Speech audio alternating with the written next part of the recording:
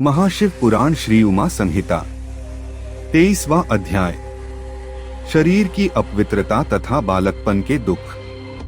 सनत कुमार जी बोले, हैं महामुने, हमारा शरीर रज और वीर्य के मिलने से बनता है, विष्ठा के गर्भ में स्थित गर्भ में बनता है।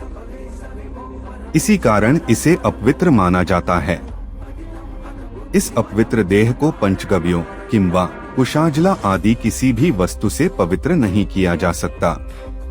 शरीर को मिट्टी से मांजकर गंगाजल से धोने से भी कुछ नहीं होता। उसकी शुद्धि किसी भी प्रकार से नहीं होती। जिस प्रकार मलिन आत्मा अनेकों वर्षों तक भटकती रहती है, उसे किसी भी प्रकार से मुक्ति नहीं मिलती। दूषित पुरुष अग्नि की परिक्रमा एवं हवन यज्ञ आदि से भी पवित्र नहीं होते। मंदिरों एवं अन्य तीर्थ स्थानों पर निवास करने वाले जीव भी अपने कर्मों का फल भोगते रहते हैं। उन्हें वहां भी पवित्रता एवं शुद्धि नहीं मिलती। शुद्ध भावना से ईश्वर की स्तुति में लीन रहकर जीवन बिताने से ज्ञान की प्राप्ति होती है।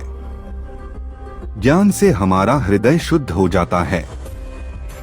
ज्ञान रूपी जल एवं वैराग्य रूपी मृतिका से उसे शुद्धि प्राप्त हो जाती है। हमारा शरीर तो अपवित्र है। यह जानकर और समझकर मनुष्य यदि शांति से विचार करे तो उसे ज्ञान मिल जाता है। इस प्रकार वह जीवन से मुक्त हो जाता है। सच्चाई यह है कि सभी दुखों की जड़ यह मोहमता है। यदि हम इसका त्याग कर दें तो फिर हमें सुख प्राप्त करने से कोई नहीं रोक सकता। वह जन्म मरण के बंधनों से मुक्त हो जाता है, परंतु ऐसा होता नहीं, क्योंकि जब गर्भ में ज्ञान प्राप्त करके जीव संसार में पैदा होता है तो फिर सब कुछ भूल जाता है। वह ईश्वर को पहचान नहीं पाता। आँख होने पर भी वह अंधा, कान होते हुए भी बहरा हो जाता है।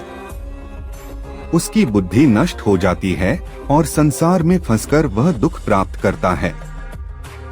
बालकपन व किशोरावस्था में जीव अनेक दुखों को भोगता है। वह अपने कल्याण का रास्ता नहीं ढूंढ पाता। जवानी में उसमें काम, क्रोध आदि की भावनाएं प्रबल हो जाती हैं।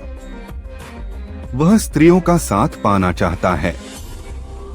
इस प्रकार के क्षणिक सुख को ही वह महासुख समझ लेता है और ईश्वर की ओर ध्यान नहीं देता। वह सांसारिक बंधनों में बंधकर अनेक दुखों को भोगता रहता है।